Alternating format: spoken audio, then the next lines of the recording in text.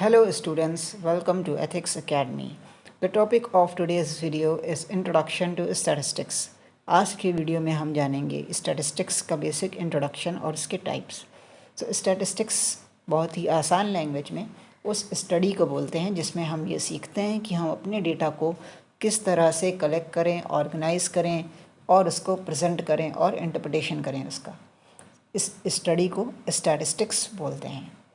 अब statistics basically two types की होती हैं। First one is descriptive and second one is inferential stats. Descriptive stats जो हमारा होता है वो उस स्टैट को बोलते हैं जब हम डेटा को डिस्क्राइब कर रहे होते हैं। हमने कोई भी डेटा लिया अपने रिसर्च के लिए, तो अब उस डेटा के बारे में हम उसको ऑर्गेनाइज़ करेंगे। उस डेटा को लेने के बाद अब डेटा तो हमने ले लिया, अब उसको जब हम ऑर्गेनाइज़ करेंगे किसी फॉर्म में, टेबल के फॉर्म में, यह हो सकता है हम उसका हिस्टोग्राम बनाएं या फ्रीक्वेंसी पॉलीगन बनाएं या कोई भी चार्ट बनाएं उस डेटा का, या हो सकता है मीन निकालें हम या मीडियन निकालें। तो जब ये सारी चीज़ें करेंगे इसको बोलते हैं डिस्क्रिप्टिव स्टैट्स।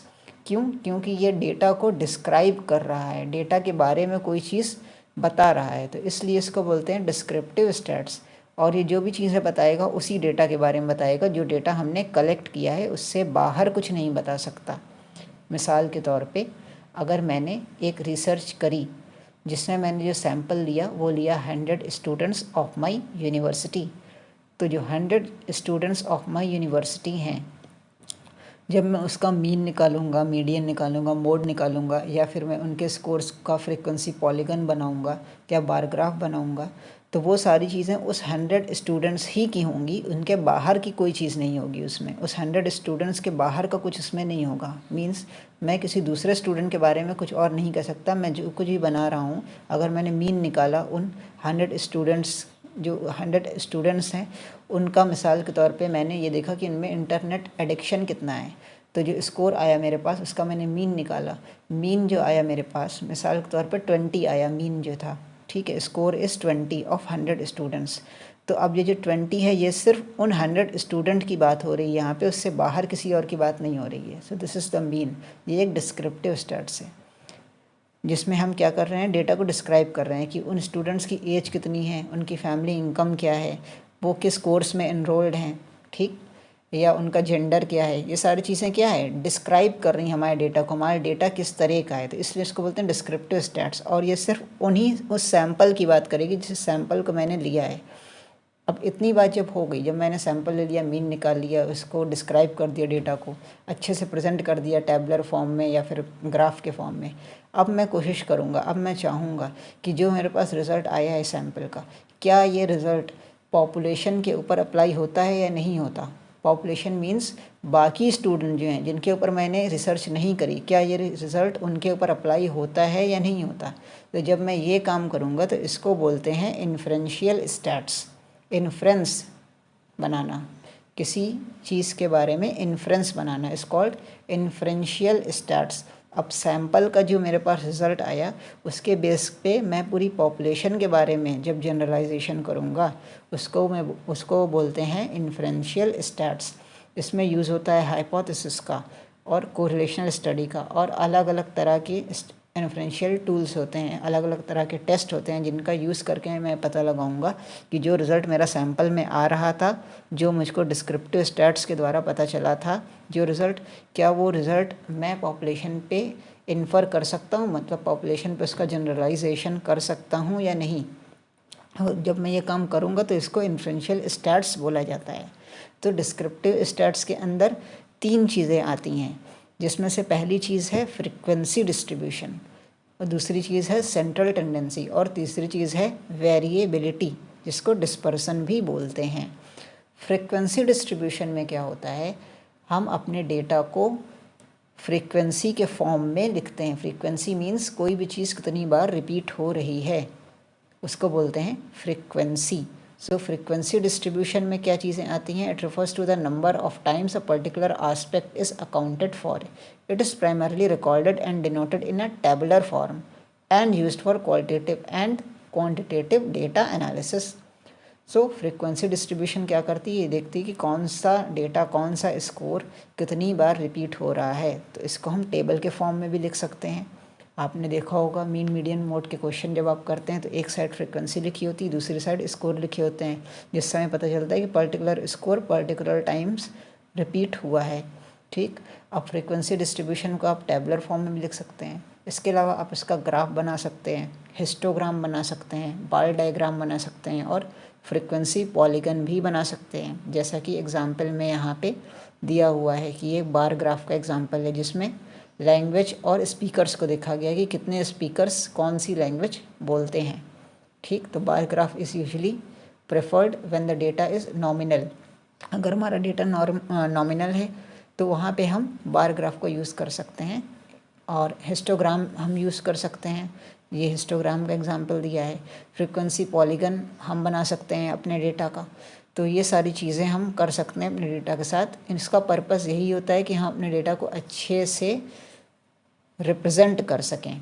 जब हम अपने डेटा को सामने रखें किसी के, तो उसको डेटा समझ में आए, बहुत ज़्यादा कॉम्प्लेक्स ना हो। क्योंकि अगर सिर्फ नंबर्स के फॉर्म में लाइन आपने सारी चीज़ें लिख दी तो डेटा को देखने में, एक तो डेटा देखने में बहुत ज़्यादा कॉम्प्लेक्स लगेगा, बहुत ही एक अजीब सा लगेगा कि एक साथ इतनी सारी चीज़ें क्या लिखा हुआ है ये।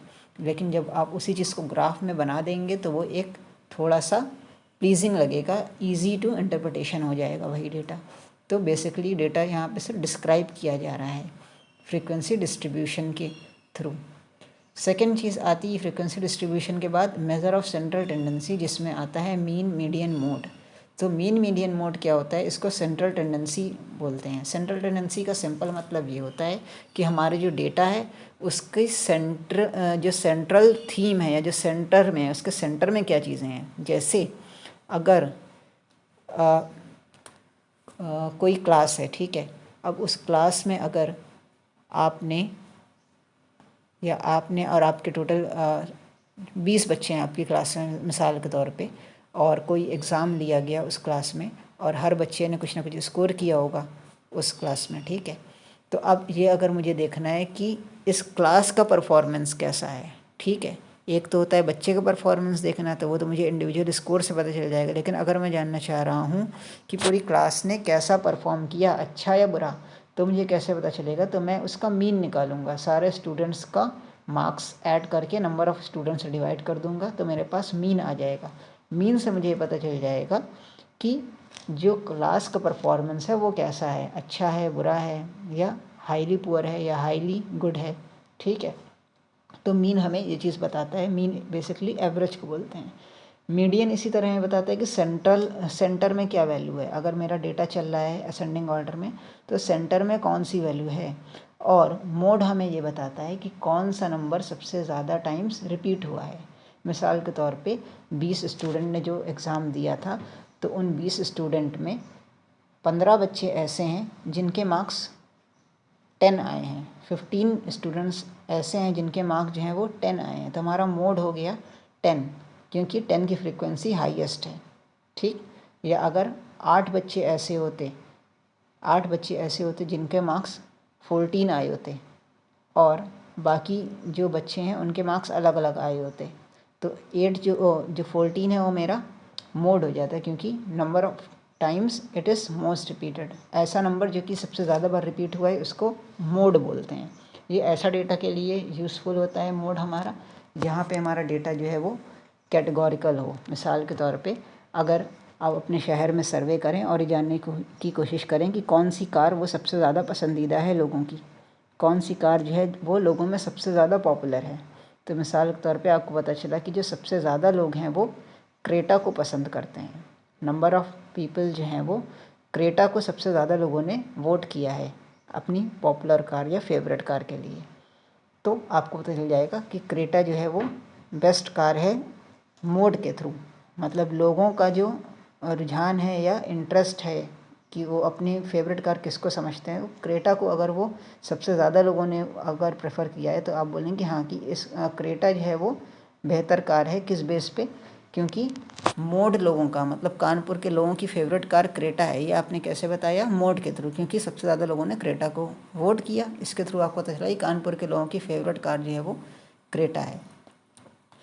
नेक्स्ट आता है हमारा वेरिएबिलिटी। सो वेरिएबिलिटी क्या होता है, ये बताता है कि हमारा सेंटर से डेटा कितना वेरी कर रहा है, मतलब कितना दूर दूर जा रहा है। तो variability explains the extent to which data points are dispersed from each other. It also designs a range of dispersion and the degree of variance occurring in the data sample from its highest to its lowest value. So variability basically यही बताती है कि हमारा centre से हमारा data कितनी दूर तक के जा रहा है। इसका मतलब ये होता है कि हमारा रेंज कितना है डेटा का। जैसे आपने कोई रिसर्च करा और उसका जो आपने सैंपल लिया वो टीनेजर्स लिया, ठीक, टीनेजर्स आपने सैंपल लिया 12 ईयर्स से लेके 13 ईयर्स से लेकर के आपने लिया 19 ईयर्स तक, ठीक। तो इसका जो एवरेज होगा, एवरेज एज तो हो सकता है अराउंड 16 आ जाए या हो सकता है 15 आ जाए, लेकिन इसका रेंज क्या होगा, रेंज हो जाएगा आपका 13 से लेके 19 तक। ये इसका रेंज हो गया, मतलब 7 ईयर्स इसका रेंज हो गया, जो ये बता रहा है कि डेटा शुरू कहाँ हो रहा है और ख़त्म कहाँ हो रहा है। तो वेरिएबिलिटी बेसिकली इस चीज़ को बताती है कि हमारा डेटा कितना ज़्यादा वेरी कर रहा है। तो ये था एक बहुत ही शॉर्ट इंट्रोडक्शन स्टैट्स का और डिस्क्रिप्टिव स्टैट्स का। अब बात करते हैं इन्फ्रेंशियल स्टैट्स की। तो जैसा मैंने स्टार्टिंग में बताया, इन्फ्रेंशियल स्टैट्स कब यूज़ होती है, जब मैं सैंपल से पॉपुलेशन को एक्सप्लेन करूं, मतलब मेरे पास सैंपल की कैरेक्टरिस्टिक है, सैंपल के रिज़ल्ट हैं और उस बेसिस पे मैं पॉपुलेशन के बारे में कोई बात कहूं, तो उसको बोला जाता है इन्फ्रेंशियल स्टैट्स। ओके, सो इसको एक बार देखते हैं। Inferential stats help study a sample of data and make conclusion about its population. वही बात लिखी है कि मैंने एक सैंपल ऑफ डेटा को पढ़ा और इसके बाद पॉपुलेशन के बारे में कोई कंक्लूजन अगर मैं निकाल रहा हूँ तो उसको बोलेंगे इन्फ्रेंशियल स्टैट्स। जैसा कि आप फिगर में देख सकते हैं, ये है हमारी इंटायर पॉपुलेशन। मैंने सैम्पलिंग के थ्रू कुछ सैंपल्स सेलेक्ट किए, उस पर मैंने डिस्क्रिप्टिव स्टैटिस्टिक्स लगाई, देखा कि उनका मीन क्या है, मोड क्या है, मीडियन क्या है, वेरिएबिलिटी कितनी है, ये सारी चीज़ें देखी। अब उस बेस के ऊपर मैंने उस रिज़ल्ट को, उन चीज़ों को मैंने वापस से पॉपुलेशन के ऊपर जनरलाइज कर दिया। So this is called inferential stats. इसमें बेसिकली दो तरह की स्टैट्स होती हैं। स्टैट्स मतलब इन्फ्रेंशियल स्टैट्स में दो तरह के मेथड्स होते हैं, अलग अलग दो चीज़ें होती हैं रिसर्च के बेस पे। मतलब मेरी रिसर्च किस तरह की है उसके अकॉर्डिंग हम दो चीज़ें कर सकते हैं, या तो हम हाइपोथेसिस टेस्टिंग कर सकते हैं, इसके अलावा रिग्रेशन एनालिसिस भी कर सकते हैं। आगे डीप में पढ़ेंगे कि इनका क्या मतलब होता है। So inferential stats allows researcher to make generalization about population by using a representative sample. However, since one cannot predict the behavior of a population accurately in almost all cases, the results are said to be based on uncertainty. So वही चीज़ लिखी है कि मैं क्या करूँगा कि sample के ऊपर जो मेरे रिज़ल्ट आए हैं उनको मैं जनरलाइज़ करूँगा पॉपुलेशन के ऊपर। लेकिन क्या होगा, क्योंकि पॉपुलेशन को डायरेक्टली पढ़ना, डायरेक्टली पॉपुलेशन के बारे में कुछ प्रेडिक्ट करना, ये बहुत ही मुश्किल है। अगर मैं सैंपल के थ्रू पॉपुलेशन कोई चीज़ जनरलाइज़ कर रहा हूँ और भले ही मैं सारे तरीके सही लगा के जनरलाइज़ कर रहा हूँ, फिर भी चांसेस होंगे कि उसमें कुछ ना कुछ एरर्स हो। तो इसलिए इन्फ्रेंशियल स्टैटिस्टिक्स कभी भी एकदम 100% एक्यूरेट नहीं होती। इसमें जो भी बात होती है वो अनसर्टेनिटी के ऊपर बेस्ड होती है, प्रोबेबिलिटी के ऊपर बेस्ड होती है। तो मैं 100% श्योरिटी के साथ ये चीज़ नहीं कह सकता हूँ कि मैंने जो जनरलाइजेशन निकाला है पॉपुलेशन के ऊपर वो 100% सही है या नहीं। बस मैं एक प्रोबेबिलिटी बता सकता हूँ कि हाँ, हो सकता है 95% ठीक हो या 99% ठीक हो जो बात मैं कह रहा हूँ।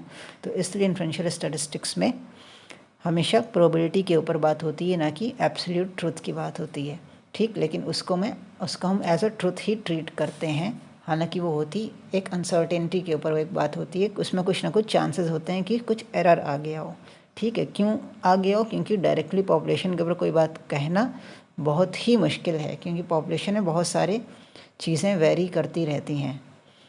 Okay, the sampling error can be observed here. This error occurs if the sample drawn does not represent the entire population. To prevent this error, it is recommended to collect a random sample before applying inferential stats. क्योंकि इसमें population को तो हम direct पढ़ ही नहीं सकते हैं किसी भी केस में, हम हमेशा सैंपल के ऊपर ही रिसर्च करेंगे अपनी। तो लेकिन जब सैंपल के ऊपर रिसर्च करेंगे तो सबसे बड़ी प्रॉब्लम तब आ जाएगी अगर जो हमारा सैंपल है वो पॉपुलेशन को ट्रूली रिप्रेजेंट ही नहीं कर रहा है। मतलब मेरा पॉपुलेशन कुछ है और जो हमारा सैंपल है वो कुछ और है। तो अगर पॉपुलेशन के कैरेक्टरिस्टिक सैंपल के कैरेक्टरिस्टिक से मैच ही नहीं कर रहे हैं तो वहाँ पे सैम्पलिंग एरर आ जाती है। ठीक है, तो ये इस तरह की काफ़ी एरर्स इसमें आने के चांसेस रहते हैं इन्फ्रेंशियल स्टैट्स में। So types of inferential stats दो टाइप की मेजर होती हैं। First one is regression analysis. It measures the change in one variable with respect to the other variable. जब हम किसी रिसर्च में देखना चाहते हैं कि दो वेरिएबल में आपस में किस तरह से चेंज हो रहा है, दो वेरिएबल आपस में किस तरह से कोरिलेट कर रहे हैं, तो उसको बोलते हैं रिग्रेशन एनालिसिस। और दूसरी तरह की ये इन्फ्रेंशियल स्टैट्स है वो होती है हाइपोथेसिस टेस्टिंग मॉडल, जिसमें हम ये देखते हैं कि क्या जो हमारी जो पॉपुलेशन और सैंपल है, ठीक है, उसमें जो भी मैंने चीज़ मेज़र करी उसमें उन ग्रुप्स में क्या कुछ डिफरेंस है या नहीं है। मिसाल के तौर पे अगर मैं देखना चाह रहा हूँ कि जो लेफ़्ट हैंड से लिखते हैं और जो राइट हैंड से लिखते हैं क्या उनके आईक्यू में कुछ डिफरेंस है या नहीं, या दोनों का आईक्यू सेम होगा, अगर मैं देखना चाह रहा हूँ तो इसको बोलेंगे हाइपोथेसिस टेस्टिंग मॉडल। तो बेसिकली इसको भी आगे और डीप में पढ़ेंगे, अभी बस एक इंट्रोडक्शन का पार्ट था छोटा सा। तो रिग्रेशन एनालिसिस में डिफरेंट मेथड होते हैं जैसा कि कोरिलेशन, मल्टीपल कोरिलेशन वगैरह। इसी तरह हाइपोथेसिस टेस्टिंग में अलग अलग टेस्ट यूज़ होता है, Z test, F test, T test वगैरह। और हाइपोथेसिस का हम यूज़ करते हैं, हाइपोथेसिस अलग अलग तरह की होती है, null hypothesis, alternate hypothesis, two tail hypothesis, one tail hypothesis. Okay, so ये चीज़ थी एक बेसिक इंट्रोडक्शन स्टैट्स का, एक ओवरव्यू। अब नेक्स्ट क्लासेस में हम ये जानेंगे कि डिस्क्रिप्टिव स्टैट्स में जो चीज़ें डिस्क्राइब की गई हैं उनको एक एक करके पढ़ेंगे, इसके बाद इन्फ्रेंशियल स्टैट्स की चीज़ों को हम एक एक करके पढ़ेंगे। So thanks for watching and have a good day. Thank you.